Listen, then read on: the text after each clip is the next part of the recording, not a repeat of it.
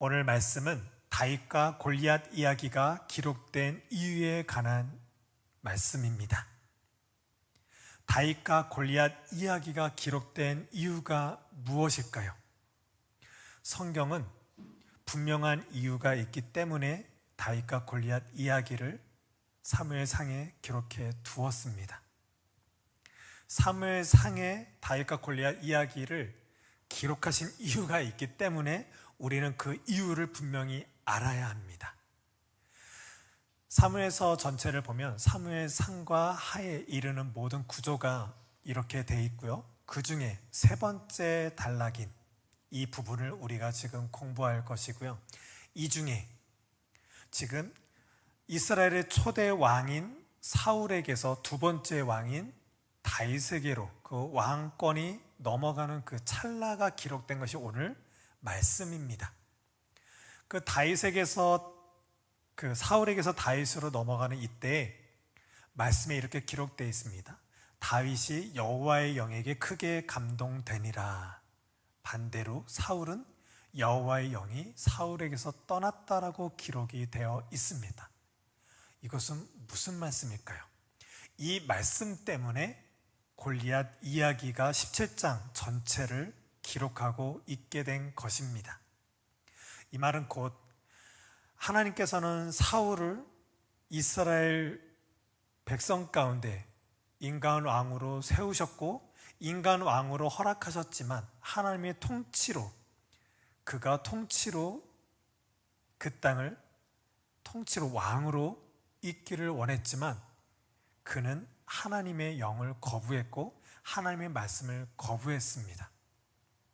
그러고 나서 하나님이 그 이스라엘 백성들을 향한 새 역사를 위해서 다윗을 준비해 두신 것입니다.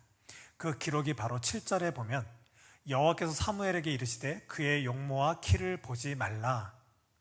이 말은 무엇일까요? 사무엘은 외모가 뛰어나고 다윗은 외모가 안 좋았을까요? 그렇지 않습니다. 16장에 보면 다윗 또한 용모가 아주 출중했습니다. 하지만 하나님께서는 내가 이미 그를 버렸노라. 내가 보는 것은 사람과 같이 아니하니 사람은 외모를 보거니와 나 여호와는 중심을 보느니라. 이렇게 말씀하고 계십니다. 뭐냐면 사울 왕이 이스라엘 백성 중에 왕으로 세워질 때 왕으로 세워진 그 조건이 뭐였냐면 외모였습니다. 잘생겼고 키가 컸고 외부 이방 나라들을 능히 이기기에 합당할 만하다고 여겼기 때문에 사울이 왕으로 즉위하게 됐었습니다. 하지만 그는 하나님이 보시기에 그저 외모에 불과했던 사람이고 그 다음 왕인 다윗은 중심이 있는 사람이라는 것입니다. 그렇다면 여기서 중심은 뭘까요? 저 사람은 견고해서 다윗은 마음이 하나님께로만 연결되어서 하나님만 바라봐서 중심이 있는 사람이야. 마냥 이렇게만 설명했을까요? 그것이 아니라 그 사무엘상 하에 아우르는 그 중심이 있는 내용이 뭐냐면 바로 하나님의 말씀을 알아듣는 자, 알아듣고 하나님의 말씀에 신뢰하는 자, 신뢰하고 그 말씀에 일치하는 자를 곧 중심 있는 사람이라고 여기고 있다는 것입니다.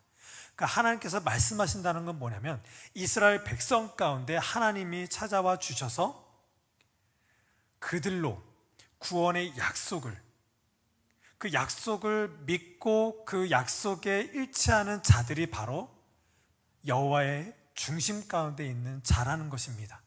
그저 심지가 곱고 착하고 선하고 성실하기 때문에 그 중심된 변함없는 말과 그 마음으로 하나님께 다가가기 때문에 중심이 아니라 하나님이 중심이라 여기시는 그 말씀 가운데 그 약속 가운데 합한 자로서 온전히 세워졌을 때 중심이 있는 자라고 하는 것입니다. 이것으로 사울은 외모 가운데서만 있는 자였고 다윗은 중심 가운데 있는 자였는데 외모와 중심 그 삶이 무엇과 같은지를 다윗과 골리앗 이야기로 이렇게 풀어내고 있다는 것입니다.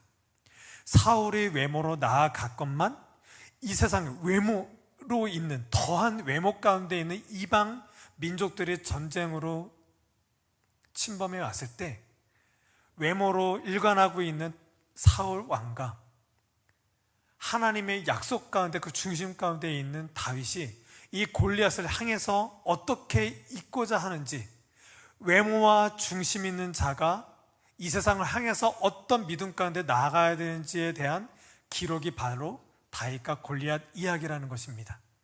오늘 이야기의 시작에 보면 블레셋과 이스라엘이 있습니다. 이들은 한 골짜기를 그 중간으로 해서 이젠 전쟁 구도에 있게 됩니다. 블레셋은 세상을 대표하는 그런 이방 나라를 대표하고 있고요. 이스라엘은 하나님의 백성을 뜻합니다. 그리고 블레셋은 참 외모로 이 세상의 방식의 요구에 떨어진 상태로 이 세상이 원하고 그들이 원하는 방식대로 살아갑니다. 곧 블레셋은 어떤 민족이냐면 이 당시 이방신을 믿는 족속들이었습니다. 바알과 아세라 신을 섬기고 있고 또 국가주의입니다. 이들은 국가주의고 바알 신을 섬기기 때문에 전쟁이라는 걸 통해서 자기네들의 생존을 그렇게 확인하고 확보하는 것으로 사는 민족들입니다. 그렇기 때문에 그들은 전쟁을 해야만 하는 것으로 그들의 생존을 펼쳐나가고 있는 거예요. 그래서 이들 가운데 전쟁이 일어나게 된 것입니다. 이때 이스라엘 백성, 하나님의 백성이라고 하는 자들은 왕으로 사울을 세웠건만 사울은 처음 왕으로 즉위할 때부터 끝까지 외모로만 살았던 사람입니다. 그의 중심에는 하나님이 없던 인물이었어요. 이렇게 사울 왕이 즉위하고 있는 이때에 전쟁이 일어나게 된 것입니다. 전쟁이 일어났을 때 저 블레셋의 골리앗이라는, 지금으로 말하면 한 3m 정도, 약 3m 정도 되는 어마어마하게 큰 괴력이 있는 그런 자가 앞에 나섭니다. 이 당시의 전쟁은 뭐였냐면 골리앗이 뭐라고 얘기하냐면, 나는 우리 블레셋의 대표고 너희도 대표 하나를 내와라. 나랑 그가 싸워서 이기는 자가 너희 땅을 점령할 거야 라고 얘기하는 거예요. 전체 대 전체로 싸우는 것이 아니라 골리앗이 대표로 나왔고 이스라엘도 대표가 나와라. 대표 대 대표로 싸워서 이기는 자가 승리하는 거야 라고 이렇게 사울을 향해서, 이스라엘 향해서 위협하고 있는 것입니다. 사울은 외모로 이 세상 방식대로 사는 존재였습니다. 그런데 골리앗이라는 어마무시한 그 위협한 더 큰 외모 앞에서 쩔쩔매고 있는 거예요. 이때 이런 상황 가운데 다윗이 등장하게 됩니다. 다윗의 형제 중에 다윗의 형 3명이 전쟁터에 나가게 됐고, 다윗의 아빠 이새가 도시락을 싸주면서 너희 형에게 가서 도시락 좀 건네주고 와라 라고 해서 전쟁터에 다윗이 가게 됩니다. 다윗이 전쟁터에 가서 봤더니 저 골리앗 앞에서 이스라엘 백성, 곧 하나님을 믿고 의지함으로 하나님의 그 주신 믿음으로 싸워야 될 그 이스라엘 백성들이 저 이방신을 섬기고 있는 골리앗 앞에서 쩔쩔매고 있는 모습을 다윗이 보고 있는 거예요. 다윗 입장에서 너무 이해가 안 되는 거예요. 하나님 믿는, 만왕의 왕이신 하나님 믿는 이 민족이 왜 저 이방신을 섬기고 있는 골리앗에게 쩔쩔매고 있는가? 그래서 사울에게 다가갑니다. 내가 주의 종이 사자와 곰도 쳤은즉 살아계시는 하나님의 군대를 모욕한 저 할례받지 않은 블레셋 사람이니까, 내가 목동이를 하면서 양을 치는 목자로 있을 때 사자도 물리쳤고 곰도 물리쳤습니다. 살아계시는 하나님의 군대를 모욕한 저 골리앗, 할례받지 않는이란 곧 하나님의 왕이 왕이신데 창조주 하나님이요 구원하신 하나님인데, 그 구원하신 하나님의 선택된 백성이 우리인데 내가 어찌 저 골리앗을 물리치지 못하겠습니까? 나를 저 전쟁 가운데 저 골리앗 앞에 세워주십시오라고 다윗이 담대하게 나갑니다. 이때 외모로만 일관하고 있는 사울이 어떻게 했을까요? 그래, 나아가봐라 이러면서 다윗에게 갑옷을 입혀주고 자신이 입고 있던 노투구를 다윗에게 줍니다. 굉장히 황당한 거예요. 사울은 갑옷이 있고 노투구가 있었지만 저 골리앗 앞에서 쩔쩔맸습니다. 골리앗을 향해서 나아가지 못했던 사울이 다윗이 골리앗을 향해서 나간다고 하니까 갑옷을 입혀주고 노투구를 씌워줍니다. 뭘까요? 자기도 못하는 걸 자기에게도 있는 갑옷을 입었지만 아무 소용이 없는 그것을 다윗에게 입히고 있는 거예요. 그런 다윗은 이 옷과 이 투구는 내게 맞지 않습니다. 그래서 이 갑옷과 투구를 벗어버리고 골리앗으로 향하여 나아갑니다. 이 가운데 골리앗을 향한 다윗과 골리앗 이야기가 기록된 이유가 바로 여기에 있는 거예요. 오늘 말씀을 볼까요? 다윗이 블레셋 사람에게 이르되 골리앗에게 이르되 너는 칼과 창과 단창으로 내게 나아오거니와 나는 만군의 여호와의 이름 곧 내가 모욕하는 이스라엘 군대의 하나님의 이름으로 내게 나아가노라. 저 골리앗이 어마무시하고 위협하고 있지만 하나님의 시각에서 하나님의 선택된 내가 골리앗을 바라봤을 때 골리앗 아무것도 아닌 거예요. 사울은 외모로 취하고 있는 그 군복과 노트거를 입혀줬지만 그것을 벗어던지는 다윗에게는 저 골리앗은 아무것도 아닌 거예요. 만왕의 왕이신 하나님의 이름으로 나아갔을 때 어떤 두려움도 없는 모습으로 지금 다윗이 향하여 나가고 있습니다. 46절에 보면 오늘 여호와께서 너를 내 손에 넘기시리니 내가 너를 쳐서 내 목을 베고 블레셋 군대의 시체를 오늘 공중의 새와 땅의 들짐승에 주어 온 땅으로 이스라엘의 하나님이 계신 줄 알게 하겠다. 오늘 다윗과 골리앗 이야기, 외모로 취하고 있는 사울과 중심이 있는 다윗, 외모와 중심 있는 자가 골리앗 앞에 이 세상 더 외모로 나아가고자 하는 이 세상의 그 대표자적인 사람에게 나아가는 그 이유가 무엇이냐면 온 땅으로 이스라엘에 있는 하나님이 계신 줄 알게 하겠다라는 거예요.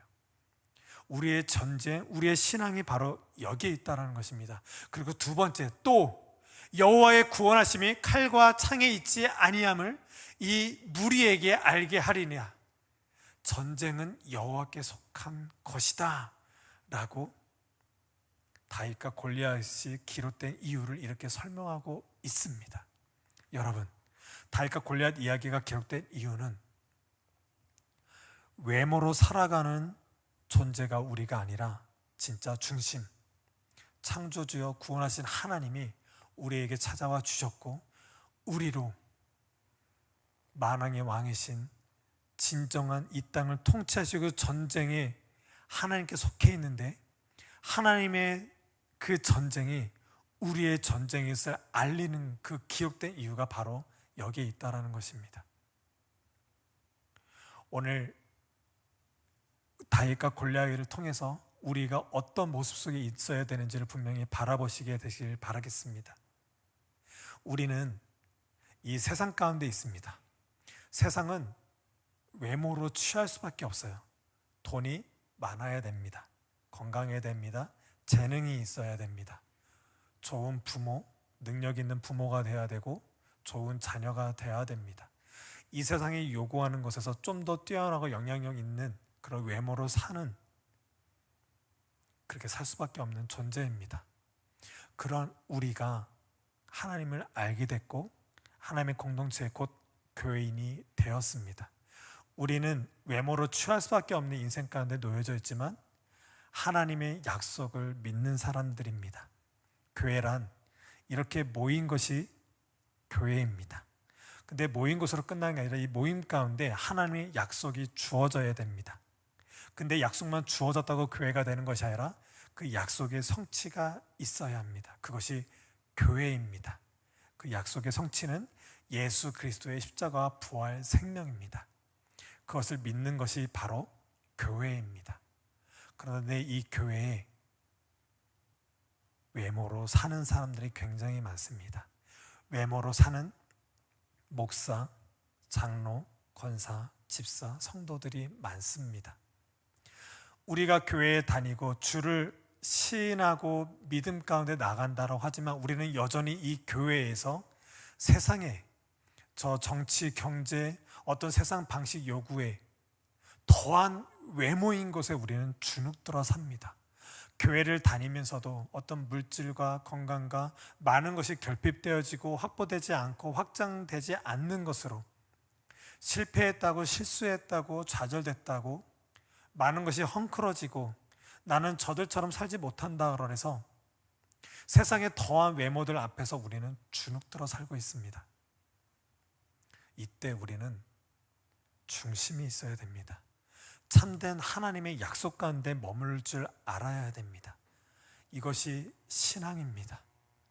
우리의 싸움은 이곳에서 물질에 많고 어떤 뭔가 부를 누리는 것이 우리의 싸움이 아닙니다. 우리의 진정한 이 땅의 싸움은 혈과 육에 상대하는 것이 아니라 통치자들과 권세들과 어둠의 세상 주관자들과 하늘에 있는 악한 영들을 상대하는 것입니다. 하나님은 구약때나 지금이나 진짜 싸움이 무엇인지를 우리에게 알려주십니다. 우리는 외모로 이 땅을 살아가는 존재가 아니라 하나님이 우리를 구원하시는 약속, 구원의 성취를 위해서 당신의 아들 예수 그리스도 이 땅에 보내주신 사실을 믿고 또 그 아들로 십자가에서 진짜 문제, 돈 문제, 건강 문제, 이 땅에 추구하고 있는 어떤 문제에 직면해서 그 문제로 힘들어하는 문제로 나아가는 것이 아니라 진짜 문제, 죄 문제를 십자가에서 해결해 주셨고 부활 생명으로 참된 영원한 생명의 나라, 하나님 나라를 소망케 되는 것, 이것이 진짜 우리의 신앙이라는 것입니다. 이것이 하나님 보시기에 약속 있는 사람이요 중심 있는 사람인 것입니다. 우리는 이렇게 신앙 가운데 교회에 있어야 하는데 여전히 교회에서 외모로만 취하고 있는 사람들은 우리에게 이렇게 얘기해야 돼요. 세상에 나가서 세상에 대해서 이기려면 기도해야 돼. 너가 지금 이렇게 인도하면 안 됐고 취업이 안 되고 성적이 안 오르고 뭐 결혼 문제, 자녀 문제, 노후 문제, 많은 문제들 가운데 잘 안 풀리는 이유는 기도하지 않아서야 라고 거짓되게 얘기하고 있는 거예요. 하나님께 너의 모든 삶을 들여서 헌금해야 되는데 그렇지 않으니까 하나님이 너한테 복 주지 않는 거야 라고 거짓말하고 있어요. 찬양해봐. 왜 하나님 기뻐하시는 하나님인데 왜 하나님의 기쁨 가운데 참여하지 못해? 찬양해봐. 기뻐해봐. 항상 감사하려는데 왜 그걸 못해? 라고 얘기를 해요.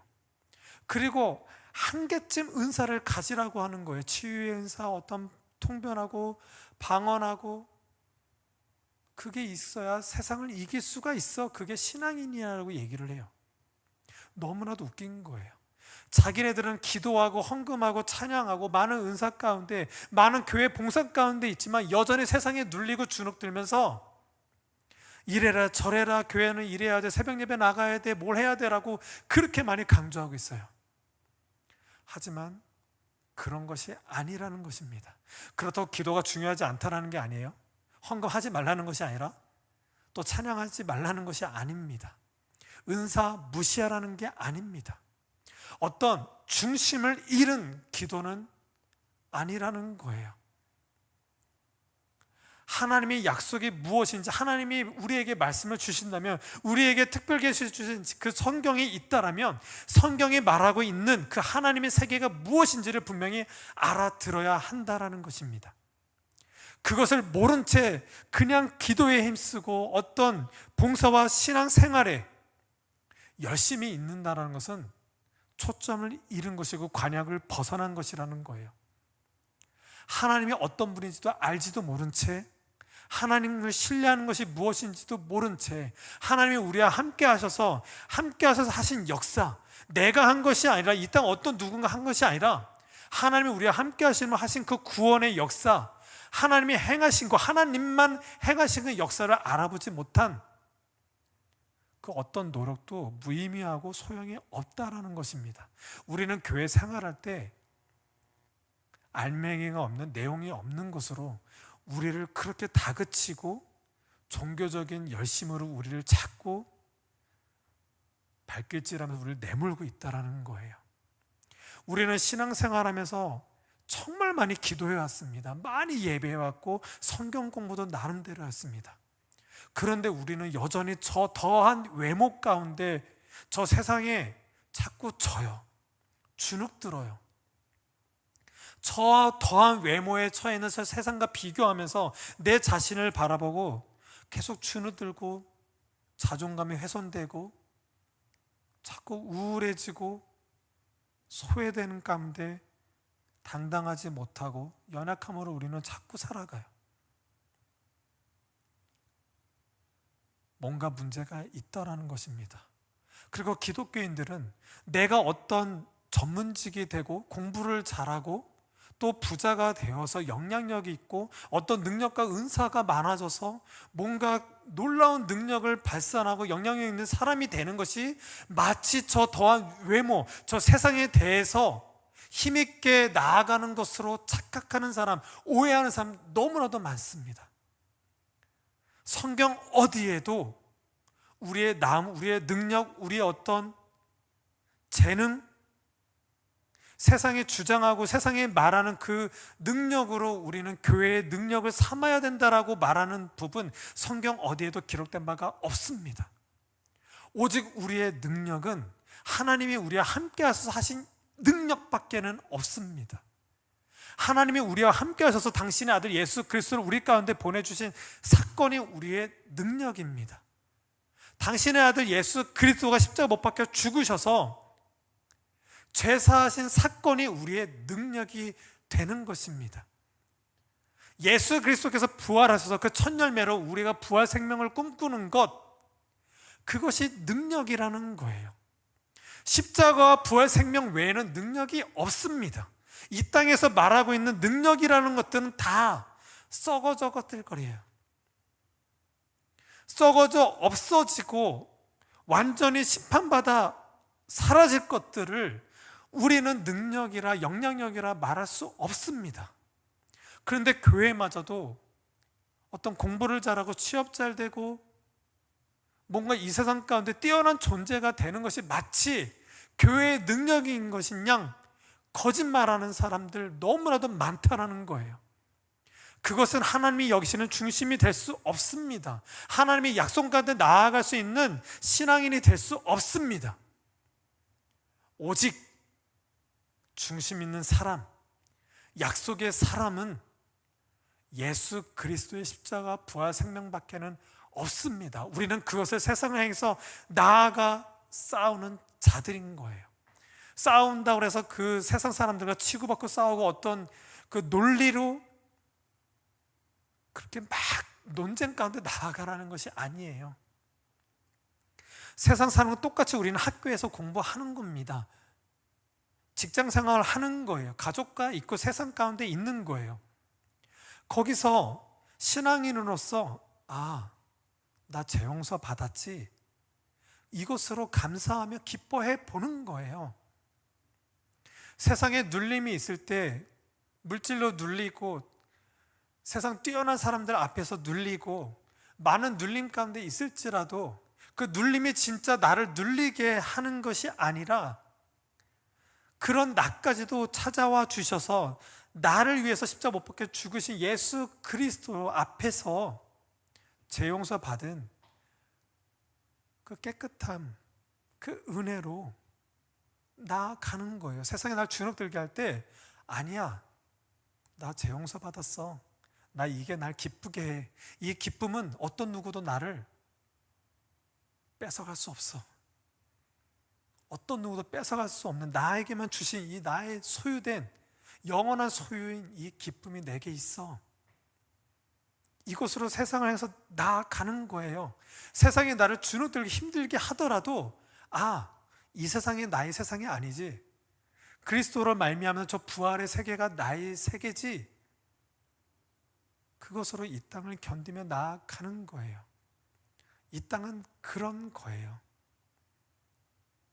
그것이 바로 다윗과 골리앗 이야기가 기록된 이유이고, 첫 번째 독자, 저 이스라엘이 바벨론 포로 가운데 끌려갔을 때 그들이 이 사무엘상하를 보면서, 다윗과 골리앗을 보면서 지금 바벨론이라는 저 바사 제국이라는 저 강대국 가운데 포로 가운데 있지만 하나님이 나와 함께 하시다면 괜찮지라고 여기는 거예요. 하나님을 믿었기 때문에 다윗이 저렇게 나아갈 수 있는 건, 하나님을 믿으면 내가 승리할 수 있어, 이 믿음으로 나아간 것이 아니에요.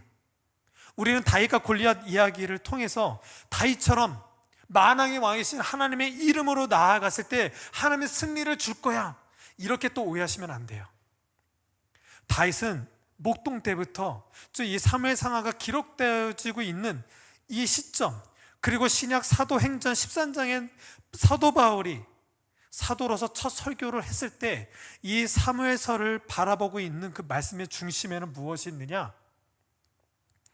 전쟁 승패 여부에 있지 않다라는 것입니다. 다윗은 하나님을 믿으면 만왕의 왕이신 하나님이 내 편이 되어져서 저 블레셋, 저 골리앗을 물리치게 할 거야, 그 믿음으로 나간 것이 아니라는 거예요. 저 골리앗을 넘어뜨리든 넘어뜨리지 못하든, 블레셋을 향해서 이기든 패하든 그 여부에 상관없이 만왕의 왕이신 하나님을 알아본 거예요. 만왕의 왕이신 하나님은 창조주 하나님이요, 우리를 선택하셔서 구원하신 하나님이시고, 그 약속이 변함없이 우리에게 주어졌다는 그 믿음 가운데 저 골리앗 앞에 섰다라는 거예요. 하나님을 믿었으니까 날 승리하실 거야, 그런 것이 아니라 승패의 여부에 상관없이 승리를 해도 만왕의 왕이신 하나님의 역사요, 내가 저 골리앗에 의해서 넘어지더라도 패할지라도 패한 나를 구원하시는 하나님이 나의 하나님이시기 때문에 골리앗 앞에 설 수 있게 된 것이라는 거예요.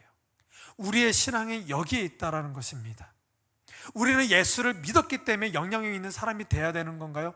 아니에요.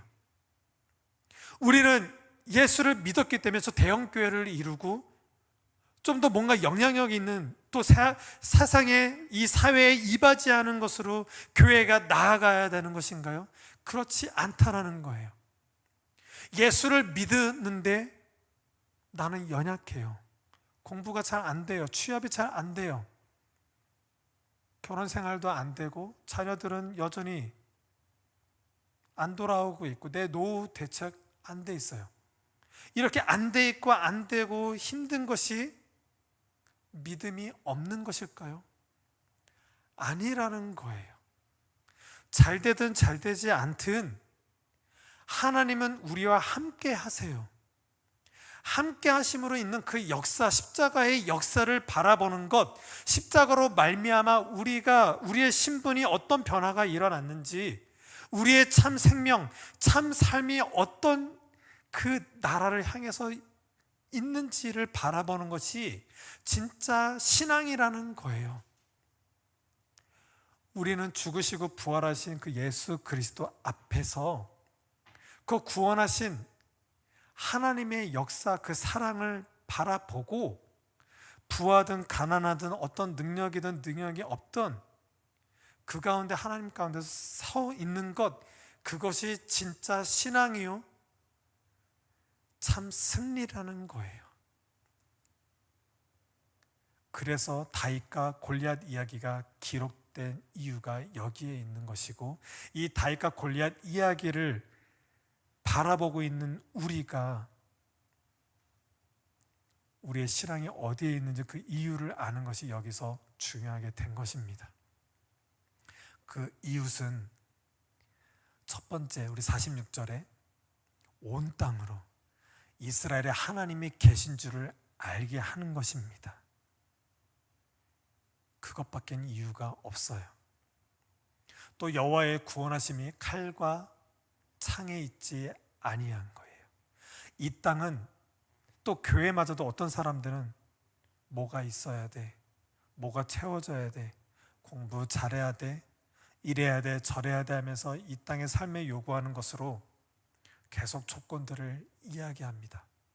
하지만 그렇지 않다라는 거예요. 전쟁은 여호와께 속했다라는 것입니다.